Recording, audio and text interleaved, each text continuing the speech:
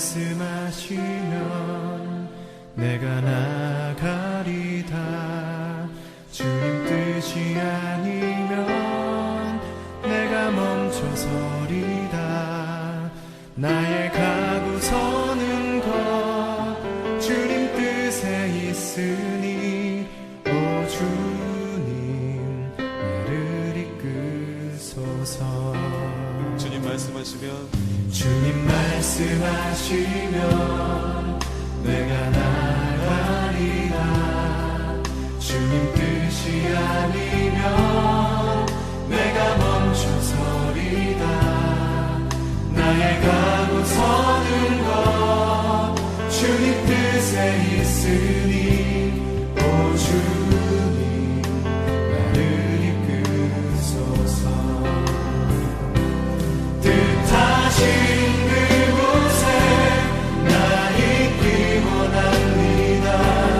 이끄시는 대로 순종하며 살리니 연약한 내 영혼 통하여 일하소서.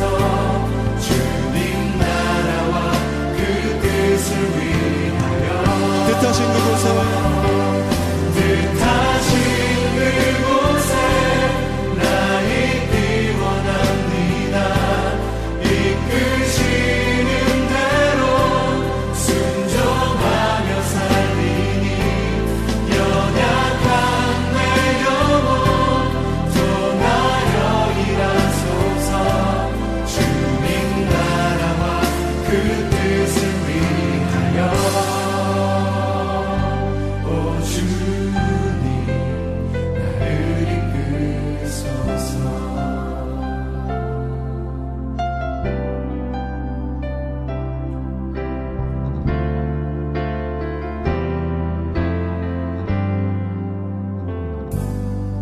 주님 말씀하시면 내가 나가리다.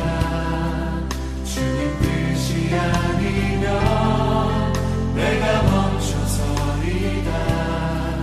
나의 가고 서는 것 주님 뜻에 있으니 오 주님 나를 이끄소서.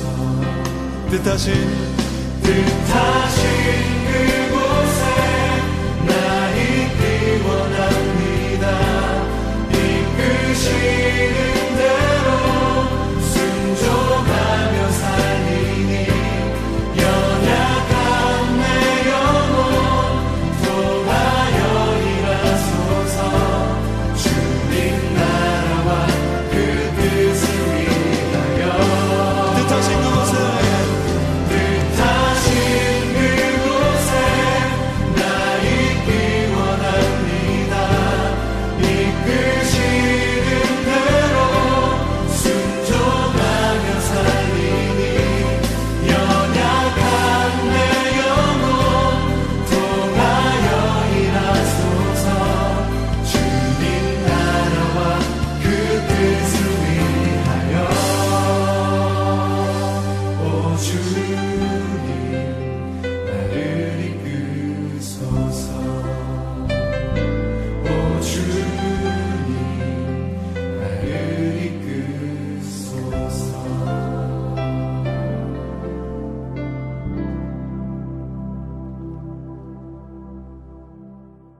참 좋으신 하나님 아버지 감사합니다. 이 시간 수요 예배로 주님 앞에 나와 찬양과 경배를 드리게 하시니 더욱더 감사합니다. 작은 일에도 쉽게 불평하고 조그만 문제 앞에서 근심하는 연약한 저희들을 하나님의 복된 자녀로 택하여 주셔서 때마다 주님이 주시는 힘으로 이겨내도록 도우심에 무한 감사드립니다. 코로나와의 긴 싸움과 코로나보다 더 큰 세속화의 위기 속에 한없이 무력한 우리들의 모습을 아시는 주님, 긍휼히 여겨 주시옵소서. 처음 코로나로 현장 예배를 드리지 못하게 되었을 때 예배에 대한 간절함과 모이고자 하는 열망들이 점차 온라인 예배 편리함과 타협하며 어느덧 정해버린 우리의 모습을 정말 주님을 쉽게 배반하는 너무나 어리석고 악하고 우등한 자임을 깨닫게 합니다. 주님, 우리를 불쌍히 여겨주시고 세상과 타협하는 자리에서 떠나게 하시고 예배에 힘쓰고 주님 주신 사명을 기억하고 성령 충만함으로 주님 뜻을 구원하는 삶을 살게 하옵소서. 항상 우리의 기대보다 더 크고 좋은 곳으로 주시는 하나님, 우리가 선하신 하나님을 날마다 바라보며 각자의 자리에서 이 땅에 세워진 수많은 교회들을 위해 기도하고 이 나라, 이 민족을 위해 간절함으로 중보하는 우리가 되게 하여 주옵소서. 오늘부터 시작하는 트리닉 성경 공부 시작합니다. 트리닉 성경 공부하시는 성도님들 한 분 한 분 기억하시어 많은 은혜와 축복이 넘쳐 흐르게 하시고 트리닉 성경 공부하는 동안 사탄 마귀 틈타지 않게 하옵소서. 말씀을 전하실 이성영 목사님의 입술을 통하여 전해지는 말씀이 내 발에 등이 되고 나의 길이 빛이 되기를 소망합니다. 우리 예배가 하나님이 기쁘시게 하시는 산제사가 되기를 원하며 예수님 이름으로 기도드렸습니다. 아멘. 다 같이 두 손 들고 찬양합니다. 모든 영광을 하나님께, 모든 영광을 하나님께, 온 마음과 뜻 다해 주 사모합니다. 모든 영광을 하나님께.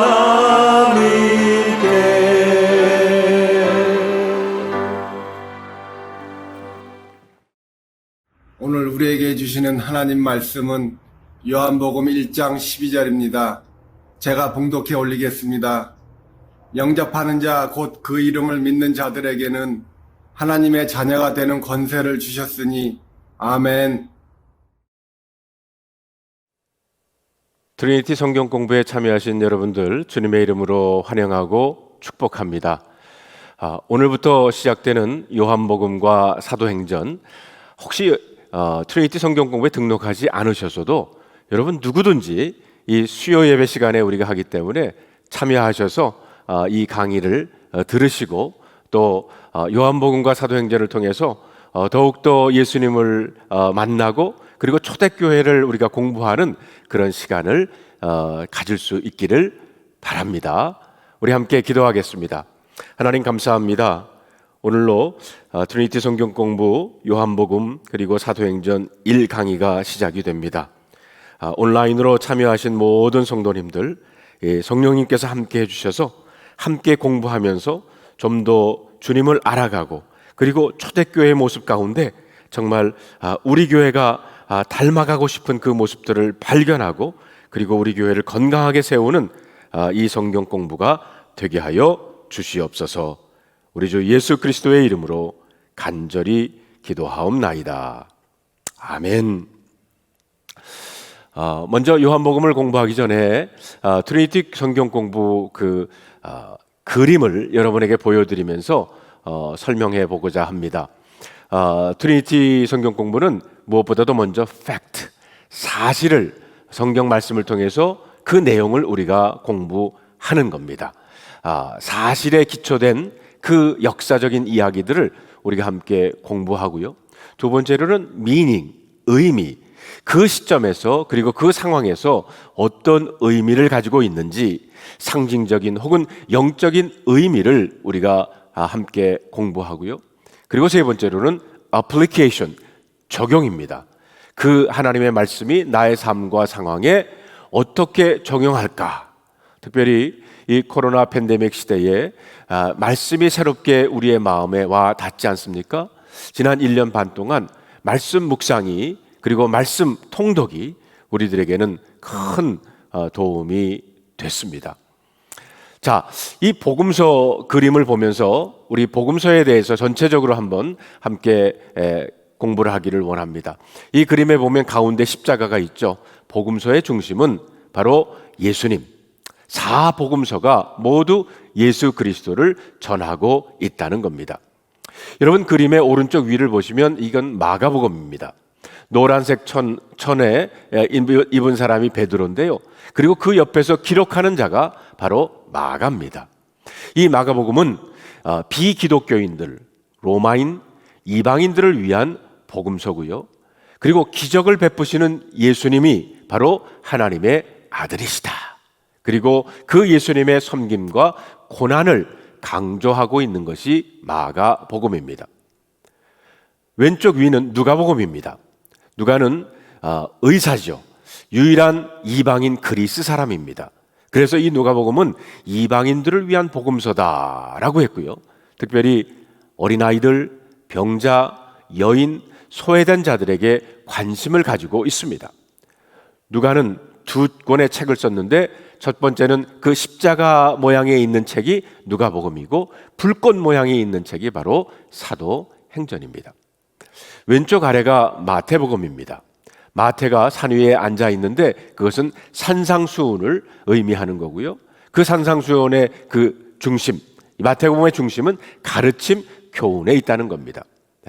모세 오경을과 비슷하게 5개의 설교 뭉치가 있는데 그것은 마가복음 안에, 마태복음 안에 있는 것이고요. 그리고 유대인인 관점에서 유대인들을 위한 복음서다, 마태복음은요. 그리고 왕으로 오신 메시아를 강조하고 있습니다. 그리고 오른쪽 아래가 바로 요한복음입니다. 요한복음은 예수님은 삼위일체 하나님, 성자 하나님이시고 빛으로 오신 하나님의 아들임을, 그리고 예수님의 신성을 강조하고 있습니다. 그래서 이 요한복음에는 나는 무엇이다, 나는 좁은 문이다, 선한 목자다, 생명의 떡이다, 길과 진리와 그리고 생명이다, 나는 참포도나무다, 이렇게 예수님 스스로를 나는 무엇이다 이렇게 그 표현하고 있습니다. 자, 그러면 여러분, 왜 이렇게 복음서가 하나가 아니라 여럿입니까? 그리고 이 4가지 복음서 중에 어느 책이 진짜입니까? 그런 질문이 나오게 될 텐데, 이렇게 복음서가 4개인 것은 우리의 신앙의 큰 테두리 안에는 있는 다양성을 인정하는 겁니다. 교회 안에도 전통을 좋아하는 마태와 같은 사람도 있고요. 사회자 약자에게 관심을 가지고 있는 누가와 같은 사람도 있고요. 그리고 고난 가운데 기적을 베푸시는 하나님의 아들을 강조하는, 그리고 그것을 믿고 있는 마가와 같은 사람도 있고요. 그리고 철학적 사고를 좋아하는 요한과 같은 사람들도 있기 때문입니다. 그래서 마태복음, 마가복음, 누가복음, 요한복음 이 모두가 다 우리에게는 필요하다는 거죠. 공관복음과 요한복음의 차이를 보면 요한복음에 없는 기록들이 있습니다. 예수님의 출생 스토리, 광야 시험, 변화산 사건, 그리고 승천 스토리가 요한복음에는 없고요. 그리고 공관복음에는 없지만 요한복음에만 기록되어 있는 또 이야기들이 있습니다. 예를 들면 2장에 나오는 가나의 혼인잔치 이야기, 3장에 나오는 니고데모 이야기, 그리고 사마리아 우물가의 그 여인 이야기 또 요한복음에만 나오고요. 그리고 선한 목자 이야기, 나사로를 살리는 이야기, 그리고 포도나무와 가지의 비유도 요한복음에만 나오고 있습니다. 그리고 예수님과 그 제자들의 활동 지역을 보면요, 공관복음은 주로 갈릴리 지역을 중심으로 해서 활동하셨고, 그리고 요한복음은 예루살렘을 중심으로 활동을 하십니다. 공관복음에 보면 예수님과 제자들이 한 번 예루살렘 유월절에 참여를 하시는데, 요한복음에 보면 3번 예루살렘에 올라가십니다. 2장과 5장과 11장에 나오죠. 그래서 바로 여기에서 예수의 공생의 기간이 3년이다 하는 것을 우리가 알게 된 것입니다. 그리고 그 중심 주제를 보면 공관복음은 하나님의 나라, 선포하면서 그러하기 때문에 하나님의 나라가 임하니 회개하라. 이것이 공관복음의 주제이고요. 요한복음은 영생과 생명을 중심적으로 다루고 있는 것입니다. 자, 그러면 우리들이 오늘 요한복음 1장을 공부하겠는데 오늘 성경 암송을 해주실 분이 계십니다. 1교구 차경숙 권사님과 임연주 권사님께서 성경 암송을 해 주시겠습니다. 제1교구 차경숙입니다. 오늘 암송할 성경 기절은 요한복음 1장 12절입니다. 영접하는 자, 곧 그 이름을 믿는 자들에게는 하나님의 자녀가 되는 권세를 주셨으니. 아멘. 요한복음 1장 12절 말씀입니다. 1교구 임연주입니다. 오늘의 성경 암송 구절은 요한복음 1장 12절입니다. 영접하는 자, 곧 그 이름을 믿는 자들에게는 하나님의 자녀가 되는 권세를 주셨으니. 아멘. 요한복음 1장 12절입니다. 네, 영국의 신학자 C.H. 나드라고 하는 박사가요, 요한복음은 공관복음으로부터 독립된 책이다, 이렇게 말을 하고 있어요. 공관복음보다 나중에 쓰인 것이지만 공관복음을 자료로 사용하지 않았다는 겁니다. 요한복음과 공관복음이 일치하는 부분에 공관복음의 독특한 문체가 요한복음에 나타나지를 않는다는 거예요. 그래서 요한복음의 신학은 요한복음 자체의 문맥 속에서 읽혀져야 한다, 그는 이렇게 주장하고 있습니다. 그래서 요한복음을 설교할 때 공관복음과의 차이를 분석해야 하는 짐을 지지 않아도 되고요. 또한 다른 부분의 경우 특별히 요한복음에만 강조점이 있는 것도 아니다라는 것입니다. 요한복음의 저자는 우리가 다 알고 있는 대로 사도 요한입니다. 요한복음 21장 24절에 보면 예수님이 사랑하는 자가 기록했다 그런 거예요. 공관복음에서 베드로를 예수님께서 직접 부르시고 수제자로 부르신 것이 부각되어 있지만 요한복음에 보면요, 안드레가 베드로를 전도합니다. 그러나 요한복음에서는 요한이 주님의 애제자로 부각이 되고 있어요. 베드로와 야고보와 함께 예수의 가장 가까운 제자로 특별한 체험과 은총을 경험하게 되죠. 그래서 요한복음 13장에 보면 최후의 만찬 자리에 주님의 품에 안긴 제자가 바로 요한이라는 겁니다. 또한 요한복음 18장 15절에 보면 대제사장의 집 문안까지 요한은 거기 들어가요. 그것은 뭐를 의미하냐면 요한은 대제사장과 친분이 있었다 하는 것을 의미하는 겁니다. 베드로는 저지당하지만 오히려 요한은 들어갈 수 있었다는 거예요. 또 요한복음 19장에 보면 골고다 언덕까지 다른 제자들은 다 도망갔는데 요한만은 예수님의 어머니 마리아와 함께 있었습니다. 또한 베드로와 더불어 무덤을 향해 달려가게 되죠. 오순절 이후 베드로와 더불어서 초대교회 설립자의 중심적인 인물이 바로 또한 요한이라고 사도행전 8장 14절에 그렇게 기록하고 있고요. 또 사도행전 15장 6절에 보면 예루살렘 공의회도 요한이 참여를 하게 됩니다. 또한 갈라디아서 2장 9절에 보면 바울은요, 그를 교회의 기둥이라 이렇게 부르고 있습니다. 사도 요한은 말년에 에베소에서 요한복음을 기록하게 돼요. 이네니우스의 기록에 의하면 도미시안 황제 때 주 95년입니다. 요한은 밤모섬으로 유배를 가게 됩니다. 그러다 황제가 죽은 후 다시 에베소로 돌아와가지고 장수하고 그리고 트리니안 황제 때 죽었다고 전해지고 있어요. 제롬이라고 하는 학자는 에베소 기록하기를 에베소 청년들에게 사도 요한이 늘 이렇게 말했다고 합니다. 청년들아, 너희는 서로 사랑하라.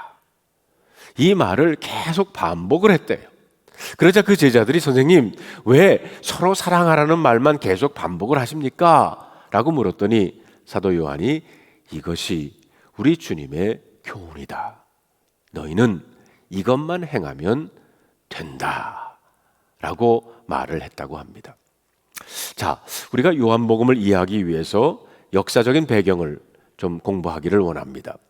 주후 70년에 로마의 디도 장군에 의해서 예루살렘이 멸망하지 않습니까?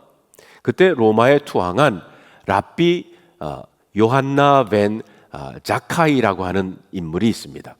이분이 바리새인들을 규합하여 새로운 유대교를 만들고 초대 수장이 됩니다.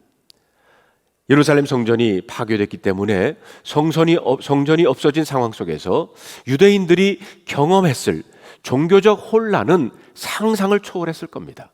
그런데 벤 자카이 랍비는 새로운 종교를 만드는 것과 같은 엄청난 일을 해내게 됩니다.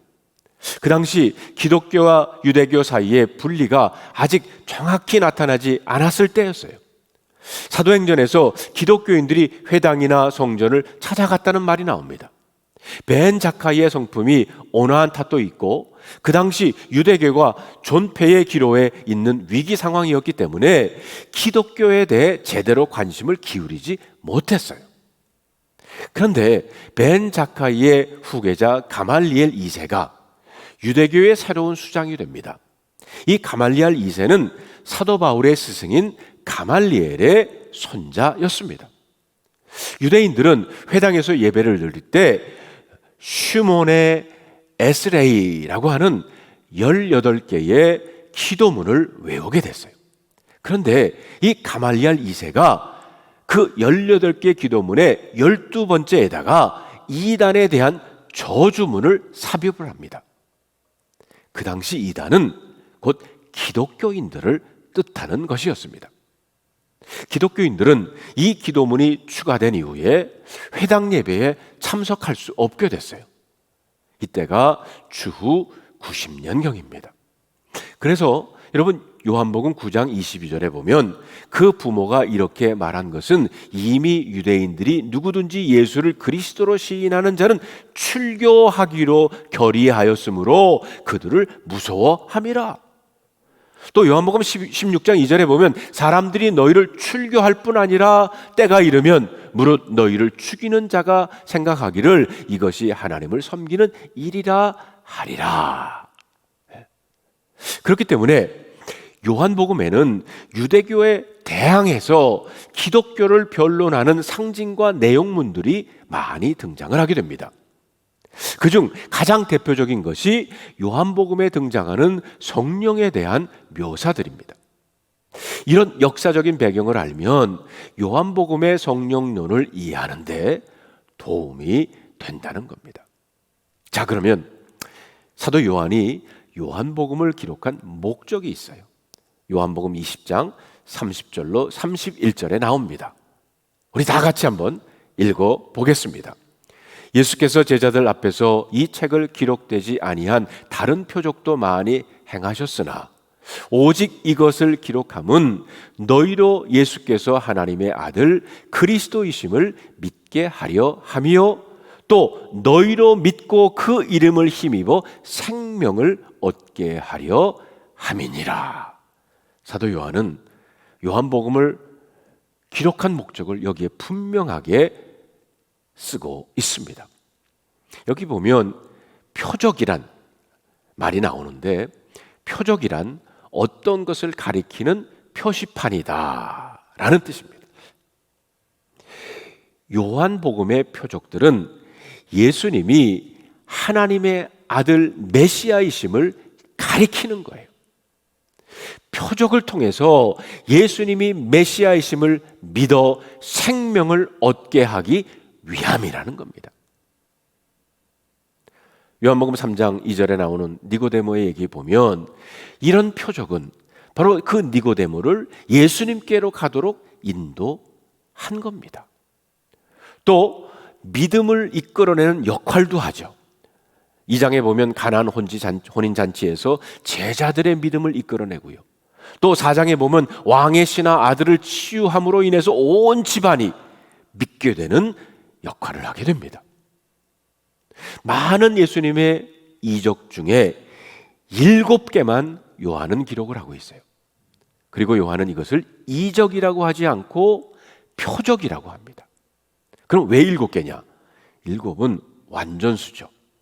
요한계시록의 7교회, 7인, 7나팔, 7대접 등 7은 완전수를 의미합니다. 그래서 요한은 표적과 말씀을 연결시켜서 생명의 주님을 증거하고 있는 겁니다. 때로는 말씀이 먼저 나오고 표적이 따르기도 하고요. 혹은 표적이 먼저 나오고 그리고 말씀이 뒤를 따르기도 합니다. 그 7가지 그 표적을 잠깐 여러분에게 설명을 해드리면 2장에 물로 포도주를 만드는 사건이 있죠. 그런데 그것은 뭐를 주제는 뭐냐면 새 생명의 시작이라는 거예요. 그래서 3장에 바로 니고데모의 이야기가 나오는 거예요. 거듭나지 아니하면 하나님 나라에 들어갈 수가 없다. 거듭난다고 하는 새 생명입니다. 또 4장 46절에 보면 신하의 아들을 치유하는 그런 표적이 일어나죠. 이것은 생명수를 의미하는 거예요. 4장 1절 1부터 나오는 생명수를 의미하는 겁니다. 5장에 보면 38년 된 병자를 치유하죠. 거기에 대한 설명은 바로 이것은 하나님의 아들을 뜻하는 것이고 5장 19절 이하의 설명이 나오고 있어요. 또 6장 1절에 보면 오병이어의 기적이 나옵니다. 그 6장 후반부에 보면 이것이 바로 생명의 떡을 말씀 설명을 하고 있는 거예요. 그리고 6장 16절부터 보면 무리를 거르시는 기적을 하시는데 그것은 바로 7장 1절부터 나오는 예수님의 임재를 의미하는 겁니다. 또 9장에 보면 눈먼 사람 맹인을 치유하시죠. 그것은 8장에 이미 나왔던 세상의 빛을 설명하고 있는 기적입니다. 11장에서는 나사로를 살리시는데 그것은 바로 10장에 나오는 부활에 대한 이야기를 하시고 계시는 겁니다. 이 7가지 표적에 대해서는 다음 주에 우리가 좀 더 자세하게 공부를 하겠습니다. 예수가 하나님의 아들 그리스도이심을 믿게 하려고 하는 것이 바로 이 요한복음의 목적이라고 그랬어요. 그래서 요한복음을 믿음의 복음이다 이렇게 말하고 있습니다. 믿는다라고 하는 단어가 마가복음에는 11번, 마태복음에는 14번, 누가복음에 9번 나오는데요. 요한복음에는 자그마치 98번이 나오고 있습니다. 요한복음은 사람들을 두 부류로 나눴어요. 예수가 그리스도라는 사실을 믿는 사람과 그렇지 않는 사람. 믿는 사람들은 그래서 영생을 가지는 사람이다. 3장 15절 16절에 그렇게 나오고요. 그리고 그 사람들은 빛 가운데 행한다. 12장 46절에 나옵니다. 그러나 믿지 않는 사람은 마지막 날에 심판을 받는 사람들이다. 3장 18절에 나와요. 어두움 가운데 거하게 된다는 거죠. 요한복음에서 믿음은 현재의 삶과 미래의 운명을 결정하는 근본적인 그 이슈로 요한은 제시하고 있습니다. 요한복음에 거의 100번가량 언급된 이 믿음이라고 하는 단어는 명사는 한 번도 사용하지 않고 주로 동사로 사용하고 있어요. 다시 말하면 믿음의 능동적이고 적극적인 행위를 요한은 강조하고 있다는 거죠. 또 요한이 강조하는 믿음은 단지 표적을 보고 믿는 것으로 끝나지 않고 예수님께서 하신 말씀, 생명의 말씀을 진리로 받아들이는 것을 의미하고 또한 지속적인 믿음 가운데 거하는 것을 의미하는 것입니다. 요한복음의 전체 구조를 보면 1장에서는 서론으로 예수님을 소개하고 있고요.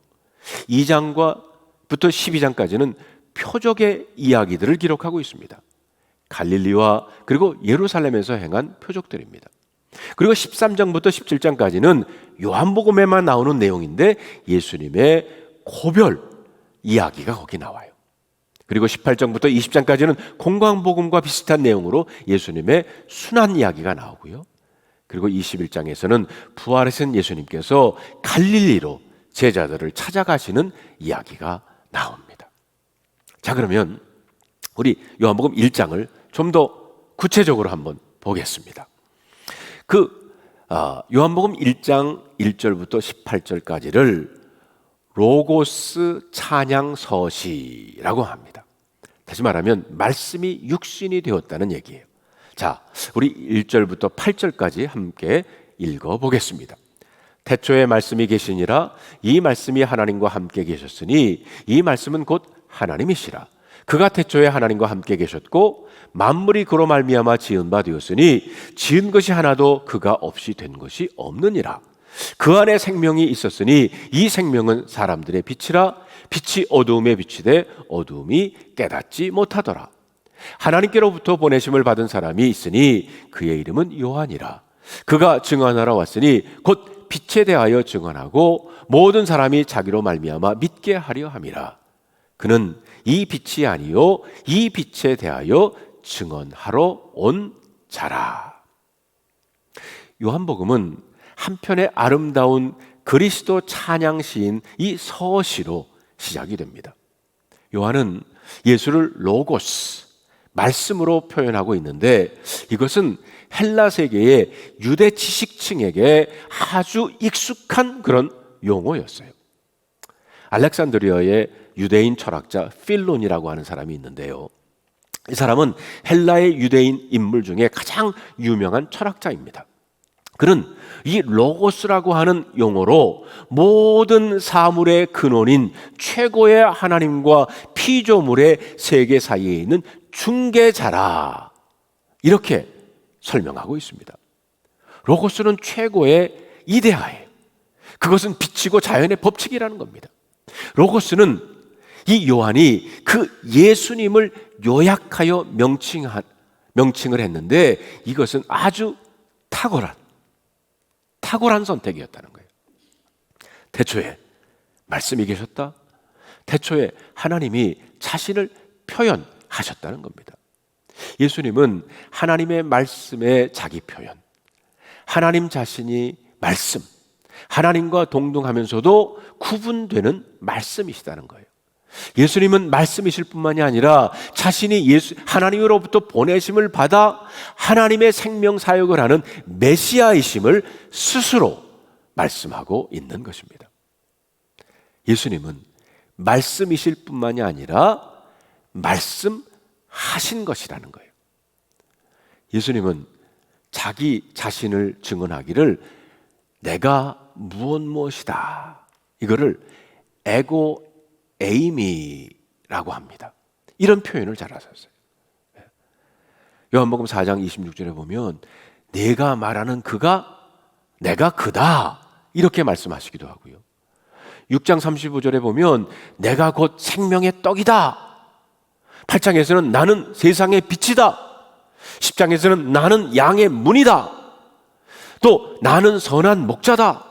11장에서는 나는 부활이요 생명이다. 그리고 내가 곧 길이요 진리요 생명이다 14장에 말씀하시고 15장에서는 내가 참 포도나무다 이렇게 말씀을 하고 계십니다. 이 말씀들의 교훈을 우리가 본다고 그러면 예수 그리스도는 태초부터 계신 분, 예수님의 신성을 강조하고 있고요. 예수님은 삼위일체 하나님의 한 분이라는 거예요. 예수 그리스도는 만물을 창조하신 분, 온 세상과 우리의 존재의 뿌리는 바로 그에게 있다는 거죠. 인간 존재의 의미와 목적도 우리의 행위와 가치 기준도 바로 예수 그리스도에게 있다는 겁니다. 또한 예수 그리스도는 우리의 빛과 생명이라는 거죠.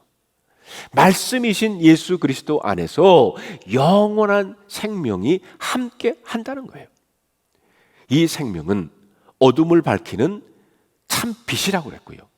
그래서 요한복음은 말씀, 빛, 길, 진리, 생명 이런 이와 같은 상징적인 표현을 예수 그리스도에게 적용을 하고 있습니다.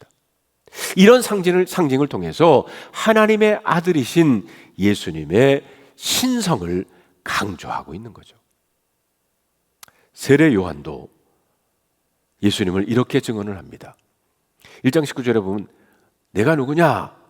엘리야냐? 이렇게 사람들이 물으니까 세례 요한은 주저하거나 애매모호하게 말하지 않고 곧바로 명확하게 자신이 누구인지를 밝힙니다. 20절에 보면 나는 그리스도가 아니다. 23절에 보면 주의 길을 곧게 하라고 광야에서 외치는 자의 소리다. 하나님은 이런 질문들을 통해서 우리의 길을 수정해 주고 계신다는 겁니다. 또한 세례 요한은 29절에 보면 보라 세상 죄를 지고 가는 하나님의 어린 양이다. 그가 하나님의 아들이심을 증언하였노라. 이렇게 예수님을 가리켜서 하나님의 어린 양이다. 여러분, 이스라엘 사람들에게는요, 양은 제사이기도 하지만 하나님께 드려지는 제물이기도 합니다. 그가 나보다 먼저 계셨다, 이렇게 말하죠. 예수가 세례 요한보다 늦게 출생했지만 그가 먼저 존재하셨다는 것은 결국 창조의 동참자로서 그분의 신성을 세례 요한이 인정하고 있는 것입니다. 또한 제자들도 예수님을 이렇게 증언을 합니다. 무엇을 구하느냐? 세례 요한의 제자들이 찾아왔을 때 예수님께 그렇게 물으시죠. 즉 무엇을 얻으려고 무슨 목적으로 자기의 제자가 되려느냐? 이렇게 질문을 하시는 거예요. 그러자 랍비여 어디 계십니까? 이 질문 속에는 이미 예수님의 질문에 대한 대답이 들어 있습니다. 이들이 예수의 제자가 되려고 하는 것은 바로 예수님과 함께 생활하면서 예수님의 삶을 배우려고 하는 겁니다. 여러분, 이 트리니티 성경 공부를 통해서 예수님에 대해서 배우는 것이 아니라요, 예수님을 그분의 삶을 통해서 우리가 그 삶을 배우는 거예요. 배운다는 것은 머리로만 배우는 것이 아니라 나도 예수님처럼 살고자 하는 바로 적용이 있어야 된다는 겁니다. 그러자 와서 보라 초대하시고 이들이 예수님과 머물고 있는 곳에 방문하여 그곳에 유하면서 결국은 예수님의 제자가 되죠. 성도 여러분, 다시 말해서 제자란 선생님과 함께 머무는 겁니다. 그래서 41절에 우리가 메시아를 만났다 이렇게 증언하고 있지 않습니까? 성도 여러분, 여러분들이 예수님의 제자가 되시기를 원하십니까? 그렇다면 예수님과 함께 머무시기를 바랍니다. 다시 말하면 예수님의 말씀에 머무시는 여러분들이 될 때 말씀 안에서 제자가 되는 겁니다. 또한 49절에 보면 나다나엘의 증언이 나오죠. 당신은 하나님의 아들이시오 당신은 이스라엘의 임금이로소이다. 나다나엘이 이렇게 고백을 해요. 또 51절에 보면 예수님 자신이 그렇게 증언을 합니다. 하늘이 열리고 하나님의 사자들이 인자 위를 오르락 내리락 하는 것을 너희들이 보리라. 여러분, 이 환상은 야곱이 보았던 환상 아닙니까? 곧 사다리 위에 오르내리는 천사들의 환상과 유사합니다. 그러나 사다리 대신에 인자가 언급된 것은 예수님이 하늘과 땅 사이를, 하나님과 인간 사이를 연결시키시는 분임을, 또 하늘나라의 비밀을 계시하시는 분임을 증언하고 있다는 겁니다. 내가 인자니라. 자, 요한복음 1장이 우리들에게 주는 교훈은요, 예수님을 신적인 인격인 로고스, 그리고 성육신, 하나님이 이 땅에 인간으로 오신 성육신, 빛으로 오신 분, 그리고 삼위일체로 설명하고 있어요. 그래서 요한복음에서는 예수가 누구인가? 로고스, 헬라 문화적인 용어로 표현을 했고요. 또 구약적 전통적인 용어로는 어린 양, 메시아, 인자라고 표현을 했습니다. 그리고 일반적인 메타포로는 빛이시오 그리고 생명이시다 이렇게 말씀하고 있습니다. 자, 오늘로 우리 요한복음 1장을 우리가 마무리하는데요, 지난 주일날 이미 광고 드린 것처럼 이제 숙제가 있는데 한 가지 여러분들이 이제 쓰는 숙제는 이제 하나만 드립니다. 그 숙제는 이래요. 요한복음에 나오는 예수님에 관한 은유적 표현 중 여러분에게 나에게 가장 와닿는 이미지는 무엇인가? 목자, 예수님이 나의 선한 목자, 예수님이 내가 들어가야 될 문, 내가 먹어야 될 생명의 떡, 예수님은 어두움에 있는 나를 비춰주는 빛 등 어떤 이미지가 여러분에게는 마음에 와닿습니까? 그리고 그 이유가 무엇인가요? 예를 들면 저는 예수님의 그 선한 목자 되시는 예수님, 그래서 내가 혹시 우리를 벗어나서 멀리 떨어져 있어도 나를 찾아오시는 예수님, 나를 바른 길로 인도해 주시는 그런 예수님, 그런 목자 되시는 예수님의 이미지가 저에게는 마음에 와닿습니다. 여러분들은 어떻습니까? 그 한 문제만 쓰셔서 보내주시면 우리 목회자들이 그것을 읽어보겠습니다. 기도하겠습니다. 하나님 감사합니다. 오늘 트리니티 성경 공부 요한복음 1과를 저희들이 시작을 했습니다. 오늘 말씀을 통해서 예수님이 우리에게 정말 하나님 되시는 그분이 이 땅에 성육신 하셔서 빛으로 오셔서, 그리고 그 빛 되신 예수님 때문에 우리가 생명을 얻을 수 있었습니다. 제자된 우리들 이제 주님과 함께 거하며 하나님의 말씀 안에 거하면서 예수님의 제자로 성숙되어 가는 우리 모두가 되게 하여 주시옵소서. 우리 주 예수 그리스도의 이름으로 간절히 기도하옵나이다. 아멘.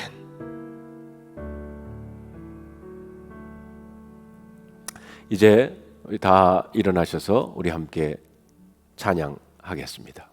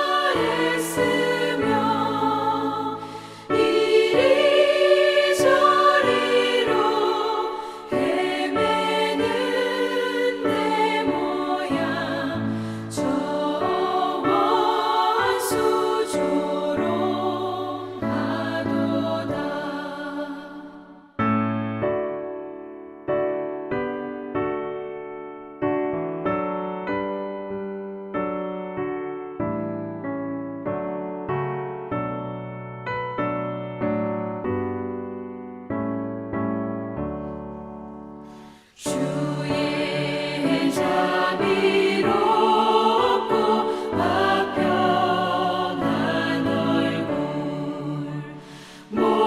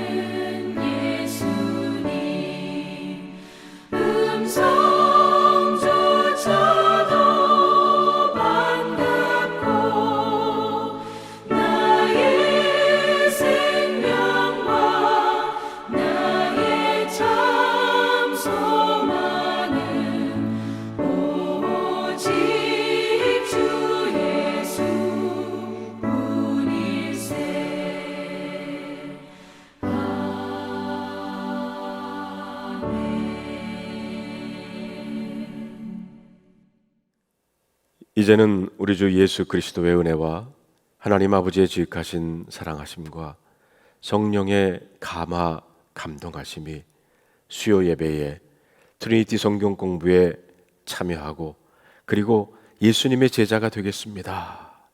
이렇게 결단하며 일어서는 주님의 사랑하는 자녀들 위해 함께하여 주시옵기를 우리 주 예수 그리스도의 이름으로 축원하옵나이다. 아멘.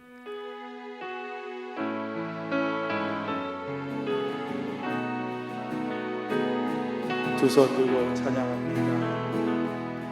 두 손 들고 찬양합니다.